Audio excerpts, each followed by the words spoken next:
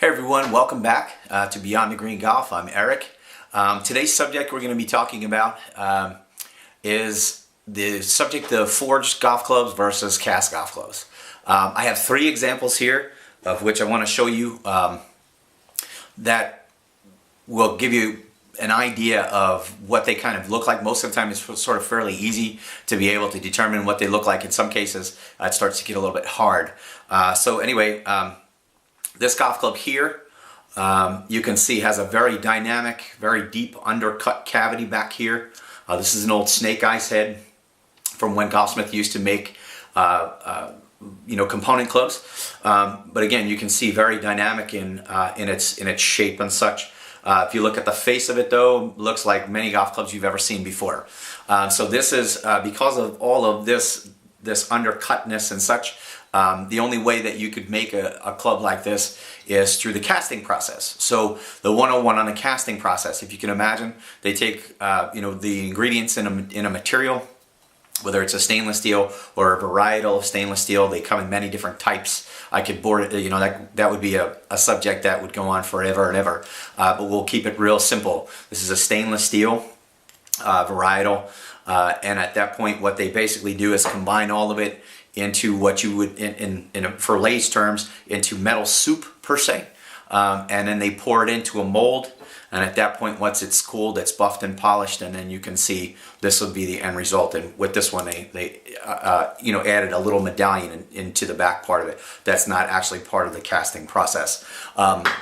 Okay, so that's the real basic part of casting, right? It goes from metal soup into a mold, and it takes the shape of what it is that they're designed. Okay, the second one, this is an old golf club, but you can see that this is a blade. It's very thin top line here, very small sole. This is an old Mizuno club, probably from the late 80s, early 90s. But you can see that there are no dynamic cavities. Right, it's pretty flat. Right, again, it's not really dynamic in a whole lot of shape aside from this T-bar. So with this starts off as a bar of metal, about approximately, maybe an inch and a half to 2 inches across, a few inches in length, 6, maybe 8 inches. And then at that point, the bar is generally a carbon steel, which you can pound more easily into shape. It's fairly soft and pliable. So with that being said, they heat it up to red hot and they put it through a bunch of different shapes. To get to here would have to go through probably about 5 or 6 different parts of the forging process to pound that metal into this particular shape. All right, so the only difference between what you have between a forged golf club and a cast golf club, to tie it all together, investment cast goes from metal soup into a mold to take shape. And a forged golf club goes from a bar in shape and it's pounded into the shape that we see here. Okay, big difference between them though. When you're talking about the investment cast, as it cools, the molecular pattern can start to get a little bit out of shape and be a little non-uniform. When you're pounding something into shape, what winds up is those molecules are going to line up into a more specific pattern.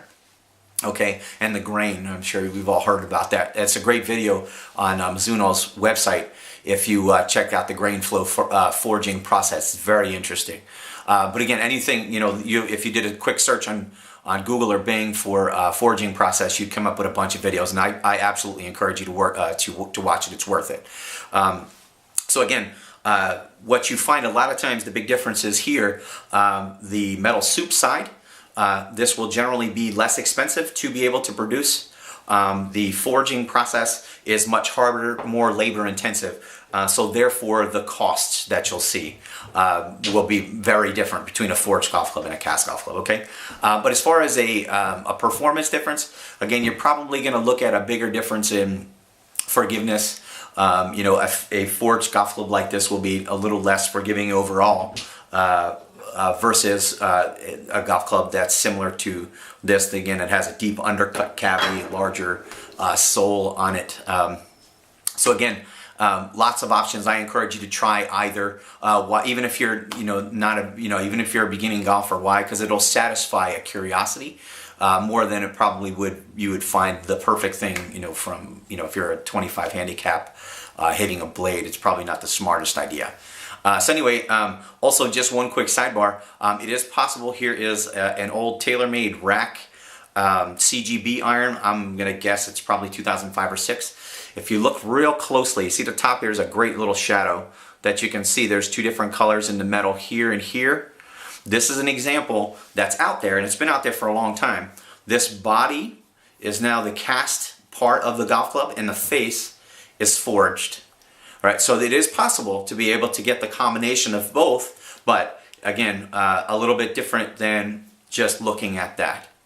All right, it's not possible to pound this into shape. They would have to go through this process. So with the faces forged, it's popped out like a cookie cutter, and it's basically welded into place like you see here, buffed and polished, and then that's what you get. But again, more labor intensive, that's why they're more expensive. Okay, I hope that clears a few things up for everybody out there that had any questions about it. And other than that, have a great day, and we'll see you guys real soon. Bye now.